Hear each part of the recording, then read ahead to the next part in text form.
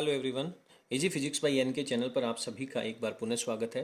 12th class की physics का chapter number 17 विद्युत चुंबकीय तरंगें एवं संचार तथा समकालीन भौतिकी, इस चैप्टर को आज अपन स्टार्ट करने वाले हैं। ये पूरी फिजिक्स का आप सबसे छोटा चैप्टर मान सकते हैं, लेकिन चैप्टर सबसे छोटा है, लेकिन अगर मैं कहूँ तो ये चैप्टर आपके लिए सबसे महत्वपूर्ण है, क्योंकि मुश्किल से 5 और 7 पेज के अंदर इसके नोट्स तैयार हो जाएंगे और बोर्ड परीक्षा के अंदर ये टोटल 4 अंकों का पूछा जाता है। तो इस वर्ष की परीक्षा के लिए इसमें से एक ऑब्जेक्टिव क्वेश्चन रहेगा, एक प्रश्न है वो शॉर्ट आंसर का रहेगा। तो ये जो प्रश्न है वो 2 नंबर का हो सकता है, या फिर ये प्रश्न है वो 1 नंबर का हो सकता है, और यहाँ से एक न्यूमेरिकल भी आना है। अब ये जो न्यूमेरिकल है वो 1 नंबर का या फिर 2 नंबर का, यानी ये जो दोनों टॉपिक्स हैं इनमें अल्टरनेट मार्क्स भी बन सकते हैं, यानी न्यूमेरिकल 2 नंबर का और शॉर्ट आंसर 1 नंबर का। लेकिन कुल मिलाकर के यदि अपन बात करें तो ये चैप्टर है वो कुल आपके सिलेबस में 4 अंकों का रखा गया है। अब बेटा 8 पेज मुश्किल से इसके नोट्स के बनने हैं और 4 नंबर का ये चैप्टर है। तो मैं ये कहूँगा कि 12th की फिजिक्स का सबसे इंपॉर्टेंट चैप्टर है। चलिए शुरू करते हैं आज का अपना टॉपिक। सबसे पहले है इसमें मैक्सवेल की 4 समीकरणें हैं। देखिए प्रकाश जो है उसको कणीय प्रकृति के रूप में माना गया, उसको तरंग प्रकृति के रूप में माना गया।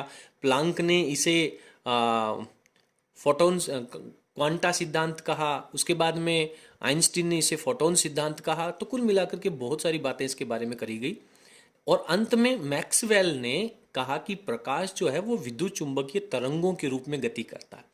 तो मैक्सवेल ने इसका मैथमेटिकल एक्सप्लेनेशन दिया और 4 समीकरणें दी। 12th क्लास की फिजिक्स में केवल आप इन समीकरणों के स्टेटमेंट पढ़ते हैं, उसके बाद में जो मैथमेटिक्स के स्टूडेंट्स हैं वो बीएससी एग्जाम में इनको बीएससी के सिलेबस में विस्तार पूर्वक पढ़ेंगे। बोर्ड एग्जाम में यहाँ से 2 नंबर का प्रश्न आ सकता है कि मैक्सवेल की जो चारों समीकरणें हैं वो आपको लिखनी होती है। 2 समीकरणें भी लिखवा सकता है या 4 समीकरणें भी पूछ सकता है। चलिए इसका पहला पार्ट पढ़ते हैं। मैक्सवेल की जो पहली समीकरण है, आप लोगों ने विद्युत क्षेत्र के लिए यानी कूलाम का नियम पढ़ा, उसके बाद में सेकंड चैप्टर गाउस का नियम पढ़ा। तो जो गाउस का नियम है किसके लिए लागू होता है? विद्युत क्षेत्र के लिए लागू होता है। तो मैक्सवेल ने गाउस का जो नियम है उसी को अपनी पहली समीकरण माना है। तो मैक्सवेल के समीकरणों में पहला जो समीकरण होगा वो विद्युत क्षेत्र के लिए जो गाउस का नियम है, जो विद्युत फ्लक्स के लिए लागू होता है, एज इट इज सेम रहने वाला है। तो आप या तो इसकी केवल मैथमेटिकल इक्वेशन लिख सकते हैं, लेकिन यदि यही प्रश्न 2 नंबर का पूछा जाता है तो आपको उस इक्वेशन का स्टेटमेंट भी देना होगा। तो मैंने यहाँ पे लिखा है कि स्थिर विद्युत क्षेत्र में, स्थिर विद्युत क्षेत्र होना चाहिए, गतिमान नहीं होना चाहिए। उसमें गाउस की जो प्रमेय है क्या कहती है कि किसी बंद पृष्ठ से निर्गत कुल विद्युत फ्लक्स का मान, विद्युत क्षेत्र का जो फ्लक्स है वो उस बंद पृष्ठ में या उस क्षेत्र में परिबद्ध कुल आवेश या आवेशों का योग सिग्मा क्यू जिसे अपन कहते हैं, और एप्सिलॉन नॉट निर्वात की विद्युतशीलता एप्सिलॉन नॉट के अनुपात के बराबर होता है। तो इसको अपन लिखेंगे, विद्युत फ्लक्स की परिभाषा कहती है ई वेक्टर डॉट डीएस वेक्टर। पूरे पृष्ठ के लिए डीएस वेक्टर एक क्षेत्रफल अल्पांश है ना, तो इसका पूरे क्षेत्रफल के लिए समाकलन होना है। तो E vector dot DS vector का जब आप समाकलन करेंगे then that is equals to sigma Q upon epsilon naught, जो विद्युत क्षेत्र के लिए गाउस का नियम का स्टेटमेंट है। हालांकि गाउस का नियम है वो फाई के इक्विवेलेंट में दिया जाता है, लेकिन आपको यहाँ पे विद्युत फ्लक्स की जो डेफिनेशन है उसके अकॉर्डिंग फाई की वैल्यू ई वेक्टर डॉट डीएस वेक्टर का समाकलन होता है, वो भी लिखना है। तो इस तरीके से ये आपको मैक्सवेल की पहली समीकरण यहाँ पे लिखनी होगी। ये आपने पहले चैप्टर नंबर 2 में बहुत अच्छे से तैयार कर रखी है, तो इतना कोई बड़ा क्वेश्चन नहीं है, बड़ा इश्यू नहीं है, ये आपको याद है, मुझे पता है, ठीक है। तो ये पहला इक्वेशन आपका यहाँ पे कंप्लीट हो जाते हैं कि उस गाउस का जो नियम है चुंबकीय फ्लक्स के लिए भी पढ़ा है, चुंबकीय क्षेत्र के लिए भी पढ़ा है। तो आप जानते हैं कि प्रत्येक मैग्नेट जो होती है, चुंबक होती है, वो डाइपोल के रूप में होती है। एक उसमें उत्तरी ध्रुव होता है और एक दक्षिणी ध्रुव होता है। तो किसी भी बंद पृष्ठ में चुंबक के अकेले ध्रुव को तो रखा नहीं जा सकता, इसलिए दोनों डाइपोल्स रहेंगे, दोनों पोल्स रहेंगे, उत्तरी ध्रुव और दक्षिणी ध्रुव भी रहेगा। तो किसी भी बंद पृष्ठ में यदि आप कोई मैग्नेट रखते हैं तो उत्तरी ध्रुव के कारण जितनी बल रेखाएं बाहर निकलेंगी, दक्षिणी ध्रुव के कारण उतनी बल रेखाएं अंदर जाएंगी, इसलिए चुंबकीय फ्लक्स का मान सिंपल 0 होता है। तो चुंबकीय फ्लक्स के लिए गाउस का नियम जो आपने पढ़ा है वो मैक्सवेल की सेकंड इक्वेशन है। यदि 2 इक्वेशन पूछी जाती है तो ये दोनों नियम लिख करके आप पूरे नंबर प्राप्त कर सकते हैं। तो दूसरे नियम में मैंने लिखा है स्थिर चुंबकीय क्षेत्र के लिए गाउस की प्रमेय क्या कहती है? किसी भी पृष्ठ से निर्गत चुंबकीय फ्लक्स जो है वो हमेशा जीरो होता है। तो इंटीग्रेशन करके B vector dot D S vector और इसकी वैल्यू है वो जीरो हो जानी है। तो इस तरीके से मैक्सवेल की दो समीकरणें यहाँ पे कंप्लीट हो जाती हैं। उम्मीद करता हूं कि दोनों जो समीकरण है वो आपको बहुत अच्छे से याद होंगी। आप इनको वीडियो को एक बार अच्छे से मन लगा करके रात को सोते समय भी अगर आप सुनेंगे तब भी आपको ये इक्वेशन है वो याद हो जाएंगी। तो फटाफट स्क्रीन को पॉज करके और दोनों इक्वेशन है वो आप अच्छे से लिख लें। आगे चलते हैं। इसके बाद में जो तीसरी इक्वेशन है मैक्सवेल की वो आपकी चैप्टर नंबर 7 जहाँ पे आपने विद्युत चुंबकीय प्रेरण पढ़ा था। वहाँ पे आपने पढ़ा था कि फैराडे कहता है कि स्वप्रेरण जो है और किसी कुंडली में उत्पन्न होने वाला जो प्रेरित विद्युत वाहक बल है वो चुंबकीय फ्लक्स में परिवर्तन के बराबर होता है। और हेनरी ने भी यही बात कही थी। तो इसे फैराडे और हेनरी का नियम कहा जाता है। तो आपको इसका स्टेटमेंट में फैराडे और हेनरी का नियम लिखना है और डायरेक्ट इसका आंसर देना है। आप लोगों को याद भी होगा कि लेंज का जो नियम है वो अपनी उत्पत्ति के कारण का विरोध करता है। तो सिंपल आपको दोनों चीजें यहाँ पे इंक्लूड करके लिखनी है। तो यहाँ पे विद्युत क्षेत्र का रेखीय समाकलन करना है, रेखा समाकलन करना है, लंबाई के सापेक्ष समाकलन करना है। तो E vector dot DL vector और पूरे पृष्ठ के लिए यदि आप लंबाई का समाकलन करेंगे तो यहाँ पे मैंने एल लिखा है। एल फॉर लंबाई को रिप्रेजेंट करेगा। तो E vector dot DL vector और इसकी वैल्यू क्या हो जाएगी? Minus D phi upon D T. तो ये मैक्सवेल का तीसरा समीकरण हो जाता है। इसके बाद में बात करते हैं अपन मैक्सवेल के चौथे समीकरण की। तो मैक्सवेल का जो चौथा समीकरण है एक्चुअली क्या है कि मैक्सवेल के समीकरण में कुछ प्रॉब्लम्स थी, कुछ कमियां थी जिसको आगे चल करके एम्पियर ने कंप्लीट किया था। चैप्टर नंबर 17 का जो पहला टॉपिक है जिसे अपन विस्थापन धारा के नाम से जानते हैं, विस्थापन धारा का जो टॉपिक है वो इस वर्ष के लिए सिलेबस में से हटा दिया गया है। इसलिए आपको एम्पियर और मैक्सवेल का जो समीकरण है इसको पढ़ने में थोड़ी सी दिक्कत हो सकती है क्योंकि आपने एम्पियर और मैक्सवेल का नियम नहीं पढ़ा है। यानी विस्थापन धारा अगर आपने टॉपिक पढ़ा होता तो ये टॉपिक आपको इजी हो जाता, लेकिन वो सिलेबस में से हट गया इसलिए अपन ने उसको नहीं पढ़ा। तो यहाँ पे आप डायरेक्ट इसकी जो मैथमेटिक्स इक्वेशन है वो आप लिख सकते हैं। मैंने यहाँ पे इसकी दोनों इक्वेशन लिखने का प्रयास किया है। पहले आप समझ लीजिए, देखिए कि चुंबकीय क्षेत्र का लंबाई के सापेक्ष जब आप समाकलन करेंगे, चुंबकीय क्षेत्र का B vector dot DL vector का लंबाई के सापेक्ष जब समाकलन करेंगे तो एक म्यू नॉट आई सी आएगा। आई सी का मतलब है ये रियल करंट है, जो प्रेरित धारा जो होती है। म्यू नॉट है वो निर्वात की चुंबकशीलता है, plus mu naught epsilon not integration D E vector upon D T into D A vector.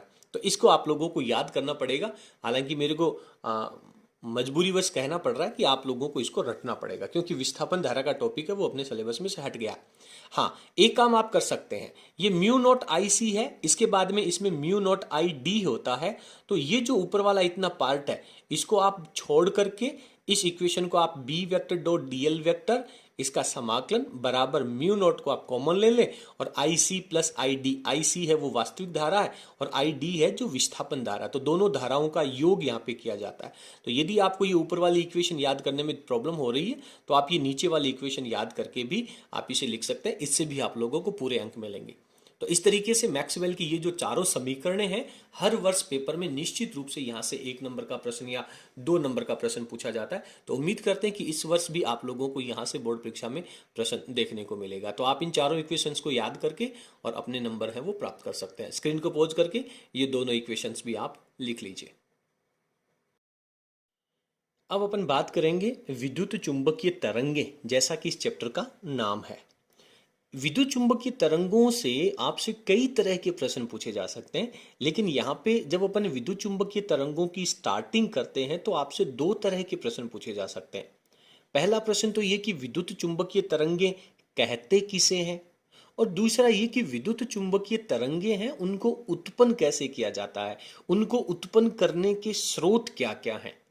बात समझ में आ रही है? तो आपको सबसे पहले अपन ने यहाँ पे इनकी उत्पत्ति के जो स्रोत हैं, कौन कौन से ऐसे तरीके हैं जिनके द्वारा विद्युत चुंबकीय तरंगों को क्रिएट किया जा सकता है, तो उसके आंसर लिखने का मैंने प्रयास किया है। यहाँ पे अपन लिखते हैं कि आवृत्ति रूप से दोलनमान। आवृत्ति रूप से दोलनमान मतलब एक निश्चित आवृत्ति के रूप में वेव ओसिलेशन हो रहा है, जैसे एलसी सर्किट होता है। ठीक है ना। तो आवर्ती रूप से दोलनमान में आप एलसी परिपथ लिख सकते हैं, वहां पर भी विद्युत चुंबकीय तरंगे हैं वो उत्पन्न होती हैं।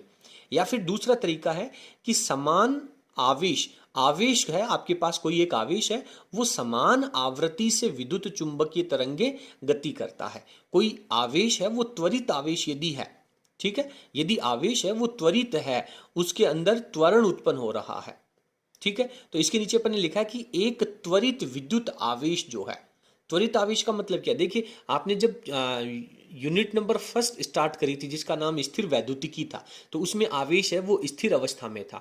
उसके थोड़े दिनों बाद जब आपने 2-3 महीने तक फिजिक्स पढ़ ली तो फिर आवेश थोड़ा सा बड़ा हो गया और वो नियत वेग से चलने लग गया, नियत वेग से गति करने लग गया। दैट टाइम आपने विद्युत धारा और चुंबकीय क्षेत्र पढ़ा।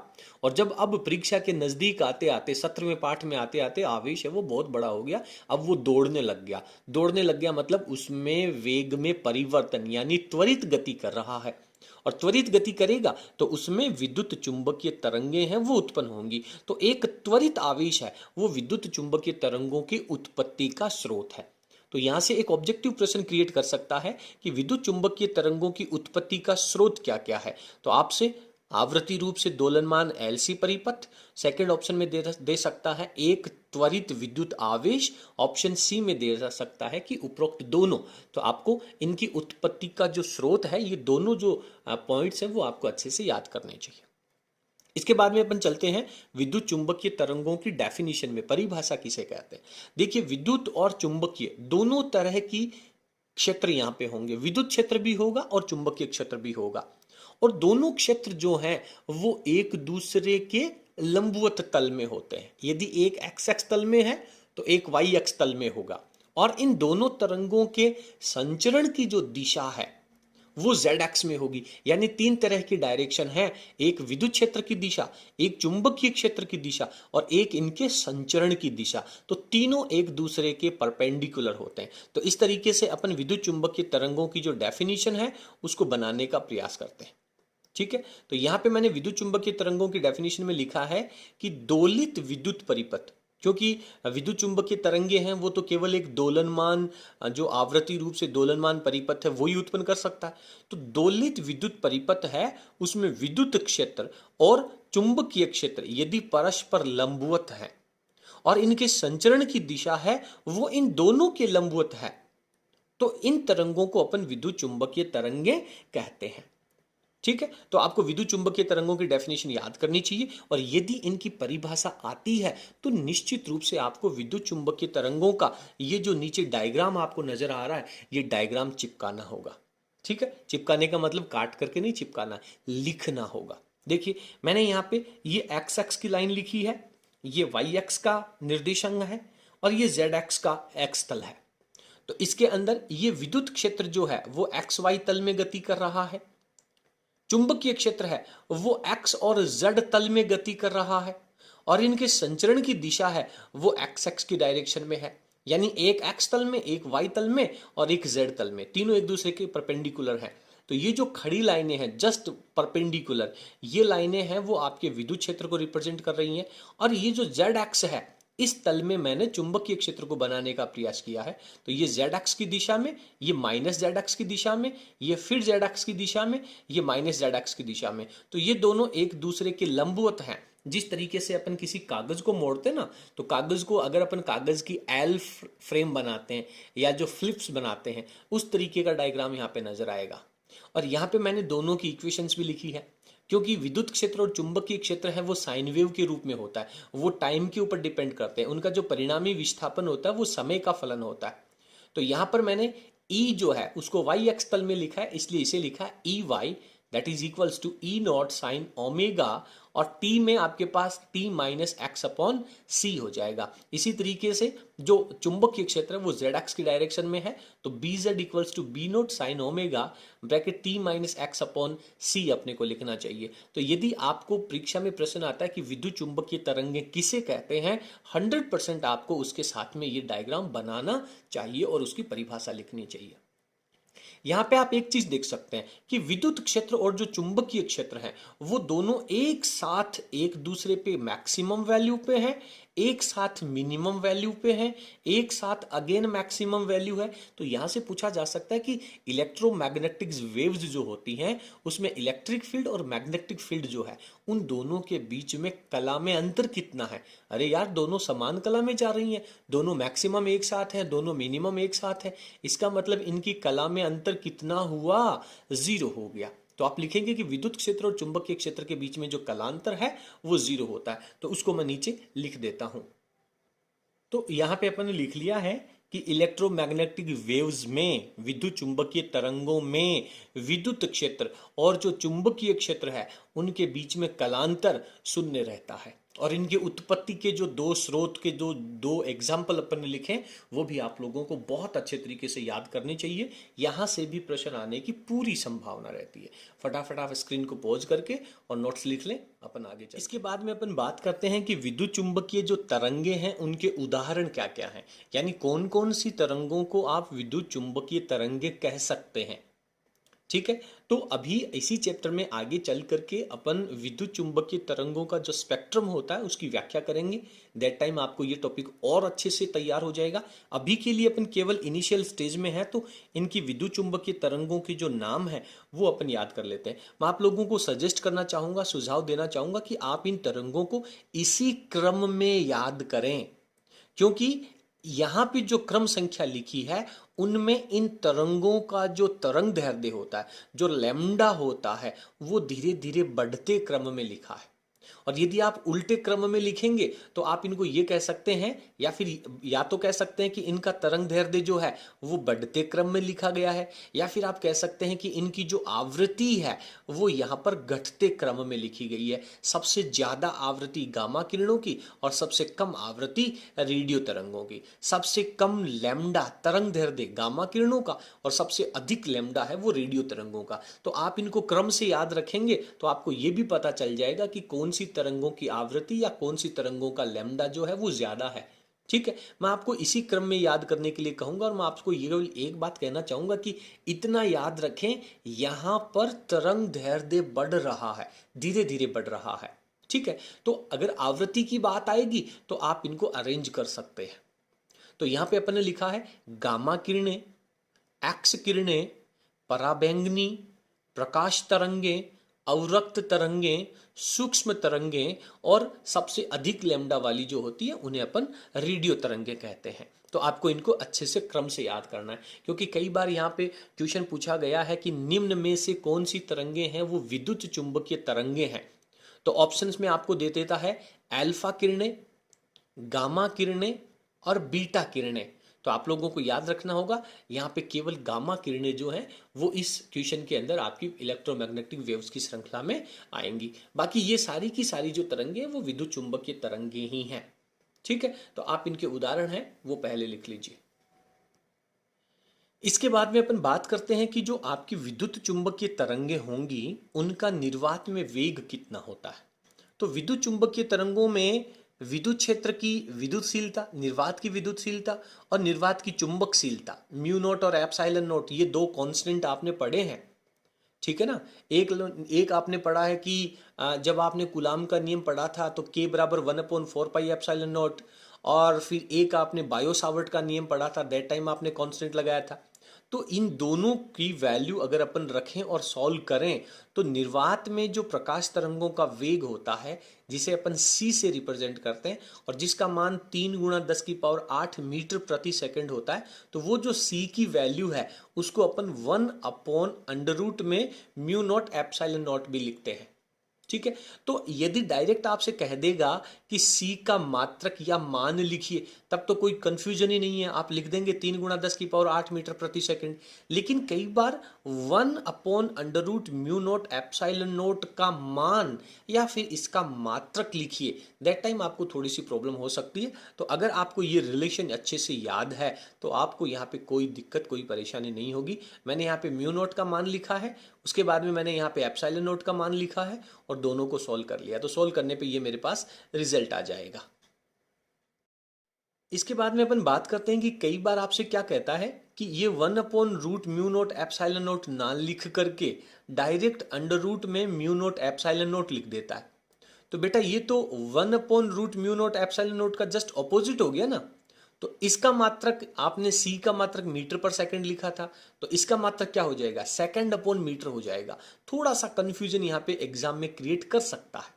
और यहां पर यदि अपन इसका रूट हटा दें तो ये वैल्यू c के स्क्वायर के रूप में हो जाएगी, और 1/μ0 एप्सिलॉन नॉट के वैल्यू की बात करेगा तो डायरेक्ट आप इसका स्क्वायर कर देंगे, और मात्रक की बात करेगा तो इसका स्क्वायर करके, यानी metre square upon second square इसका मात्रक हो जाएगा। तो यहां से घुमा फिरा के कोई मात्रक है या कोई वैल्यू है वो आपसे पूछ सकता है। ठीक है, तो मेरे हिसाब से अब आपको किसी प्रकार का कोई कंफ्यूजन नहीं रहना चाहिए। देखिए 17वें पार्ट में मैं आपको विश्वास दिला दूं, या 17वें पार्ट में क्या पूरी फिजिक्स में अपने नोट्स में से ही प्रश्न आने की पूरी पूरी संभावना है। चलिए आप फटाफट स्क्रीन को पॉज करके इन सबको लिख लीजिए, आगे चलते हैं। इसके बाद में एक इंपॉर्टेंट रिलेशन और भी है। यदि विद्युत क्षेत्र का परिमाण, देखिए मैंने वेक्टर के ऊपर मोड ले रखा है, यानी इसका मैग्नीट्यूड ले रखा है, यानी विद्युत क्षेत्र के परिमाण और चुंबकीय क्षेत्र के परिमाण का यदि अनुपात निकाला जाए तो वो भी आपके पास c के बराबर में होता है। और c क्या है, निर्वात में विद्युत चुंबकीय तरंगों का वेग कितना, 3 × 10⁸ मीटर प्रति सेकंड होता है। देखिए विद्युत चुंबकीय तरंगे हैं वो प्रकाश तरंगे ही हैं, क्योंकि आपने ऊपर एग्जांपल्स में लिखा है प्रकाश तरंगे, तो ये रिलेशन भी आपको इसके बाद में जो विद्युत चुंबकीय तरंगे हैं वो ऊर्जा का वहन करती है। विद्युत चुंबकीय तरंगे यानी जो प्रकाश तरंगे जिसका एग्जाम्पल है, ये अपने साथ साथ ऊर्जा को भी लेकर के चलती हैं, ऊर्जा का संचरण भी करती हैं। तो ये विद्युत चुंबकीय तरंगों की कुछ विशेषताएं, कुछ गुणधर्म हैं, यहां से छोटा प्रश्न आने की पूरी संभावना रहती है। तो विद्युत चुंबकीय तरंगे अपने साथ ऊर्जा का स्थानांतरण करती हैं, जिसमें विद्युत क्षेत्र जो होता है उसका घनत्व, आप लोगों ने पढ़ा होगा कैपेसिटर में एकांक आयतन की ऊर्जा जिसे ऊर्जा घनत्व कहते हैं, यू ई से रिप्रेजेंट करेंगे, that is equals to μ0 1/2 epsilon naught E square, 1/2 epsilon naught E square इसका रिजल्ट होता है। इसी तरह से चुंबकीय क्षेत्र का यदि ऊर्जा घनत्व निकालेंगे तो b²/2μ0 होता है। और यदि आप इसकी औसत ऊर्जा निकालेंगे तो ये विद्युत क्षेत्र का ऊर्जा घनत्व और चुंबकीय क्षेत्र के ऊर्जा घनत्व दोनों के योग के बराबर होता है। और इसका एक प्रूफ भी है कि विद्युत क्षेत्र का जो ऊर्जा घनत्व होगा उतना का उतना ही चुंबकीय क्षेत्र का ऊर्जा घनत्व होगा। इसलिए यहाँ पे अपन प्रूफ नहीं लिखेंगे, अपन डायरेक्ट लिखेंगे कि यू ई और यू बी, विद्युत क्षेत्र का ऊर्जा घनत्व और चुंबकीय क्षेत्र का ऊर्जा घनत्व दोनों इक्वल होता है। और ये इक्वल वैल्यू जब आप यहाँ रखेंगे तो औसत ऊर्जा घनत्व जो है, तो विद्युत क्षेत्र की ऊर्जा घनत्व का 2 गुना कह सकते हैं, या फिर चुंबकीय क्षेत्र की ऊर्जा घनत्व का 2 गुना कह सकते हैं। तो विद्युत चुंबकीय तरंगे हैं वो अपने साथ ऊर्जा का वहन भी करती हैं। तो ये नोट भी आप लोगों को अच्छे तरीके से लिख लेना चाहिए। इसके बाद में अपन एक बेहद महत्वपूर्ण टॉपिक की तरफ चलने वाले हैं, जहां से जिसकी परिभाषा है वो परीक्षा में पूछी जाती है। आप फटाफट स्क्रीन को पॉज करके लिख लीजिए, आगे चलते हैं। देखिए इसके बाद में एक टॉपिक आता है जिसे कहते हैं अपन पॉइंटिंग वेक्टर, और पॉइंटिंग वेक्टर है इसे एस वेक्टर से रिप्रेजेंट किया गया है, एस सदिश से। पॉइंटिंग सदिश क्या है, इसकी डेफिनेशन, इसका फॉर्मूला, इसका मात्रक, तीनों में से कोई क्वेश्चन आपसे निश्चित पूछा जाएगा। तो पॉइंटिंग सदिश देखिए क्या है, एकांक क्षेत्रफल से, यूनिट एरिया होना चाहिए, एकांक क्षेत्रफल से प्रति सेकंड समय भी एकांक होना चाहिए, प्रवाहित ऊर्जा को पॉइंटिंग वेक्टर कहते हैं।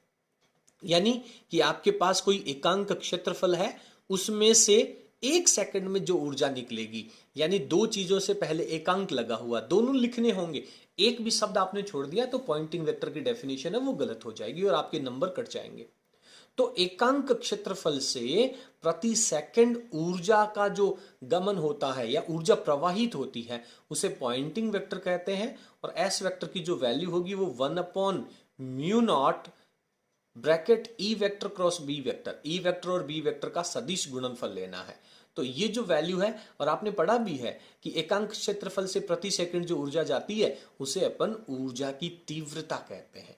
और इसका मात्रक क्या लगेगा, ऊर्जा का मात्रक जूल हो गया, क्षेत्रफल का मात्रक मीटर स्क्वायर हो गया, और एकांक समय में जा रही है इसलिए इसे अपन सेकंड भी कहते हैं। और जूल अपॉन सेकंड जो होता है इसे अपन वाट भी कह सकते हैं, अपॉन में मीटर स्क्वायर रह जाएगा। ये पॉइंटिंग वेक्टर की जो डेफिनेशन है ये बेहद महत्वपूर्ण है, ये भी आप लोगों को यहाँ पर तैयार कर लेनी चाहिए। तो आज की इस वीडियो में विद्युत चुंबकीय तरंगों के जो गुणधर्म हैं उनको अपन कंप्लीट करने वाले हैं, यानी एक बहुत बड़ा जो सेक्शन है वो आज अपन कंप्लीट करके छोड़ेंगे। इसके बाद में विद्युत चुंबकीय तरंगों का एक और गुणधर्म आता है, यानी विद्युत चुंबकीय तरंगों का संवेग कितना होगा और दाब कितना होगा। देखिए, आप जानते हैं कि विद्युत चुंबकीय तरंगे हैं वो विकिरण के रूप में चलती हैं, फोटोन के रूप में चलती हैं, और गतिमान फोटोन का कोई ना कोई द्रव्यमान भी होता है और उसका वेग भी होता है। यानी कोई द्रव्य कण है वो गति कर रहा है, और जब द्रव्य कण गति कर रहा है तो उसका डेफिनेटली कोई ना कोई संवेग होगा। ठीक है, यानी ये जो विद्युत चुंबकीय तरंगे हैं ये सरफेस के ऊपर बल उत्पन्न करती हैं, और यदि एकांक क्षेत्रफल ले लिया जाए तो वो दाब की वैल्यू आ जाती है। तो विद्युत चुंबकीय तरंगे हैं वो किसी सतह के ऊपर कितना संवेग स्थानांतरित करती हैं और कितना दाब डालती हैं, इसके बारे में अपन बात करते हैं।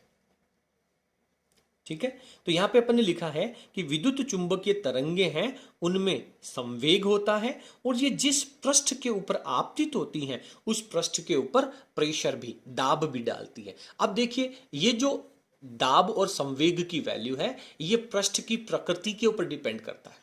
अलग अलग तरह की सरफेसेस हो सकती हैं, सतह हो सकती हैं। कुछ सतह जो हैं वो प्रकाश तरंगों का अवशोषण कर लेती हैं, और कुछ सतहें जो होती हैं वो प्रकाश तरंगों को परावर्तित भी कर सकती हैं। तो दो तरह की सरफेसेस हैं, जो अवशोषण करती हैं उनके ऊपर कितना संवेग और दाब होगा, जो परावर्तित कर देती हैं उनके लिए संवेग और दाब की वैल्यू कितनी होने वाली है। तो यहाँ पे अपन ने लिखा है, इन चारों की वैल्यू को लिखने का प्रयास किया है। देखिए, जो पूर्ण ऊर्जा का अवशोषण करने वाली सतह है उनके ऊपर संवेग होता है वो U अपॉन C होता है। U क्या है? ऊर्जा घनत्व है, और C क्या है? यहां पे वेग है।